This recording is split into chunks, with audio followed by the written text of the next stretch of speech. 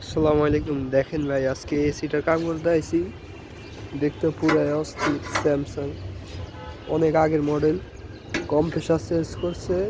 আবার মানে অনেক কাজই করছে। অ্যালুমিনিয়ামের কন্ডেন্সার, দেখতে অন্যরকম পুরা অ্যালুমিনিয়ামের কন্ডেন্সারটা। আসলাম দেখি সব খোলা মোলা। মূলত এটা সমস্যা হয়েছে গিয়া, লিক আসছিল। দেখতে আসি প্রেশার দিয়ে সব ঠিকঠাক আছে কিনা। অনেক আগের মডেল, এতদিন চালাইতেছি। অ্যালুমিনিয়ামের কন্ডেন্সার, তবে অনেক ভালোই চলতেছে।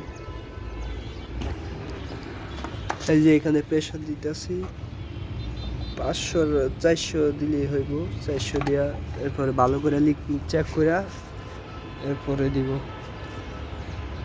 যাতে ভবিষ্যতে আর কোনো সমস্যা না হয়। আসলে এই ধরনের জায়গায় কাজ করতে ভালোই লাগে, কারণ কাজগুলো করতে অনেক সুবিধা, ভালোভাবে কাজগুলো করা যায়, নিজে থেকেও ভালো লাগে।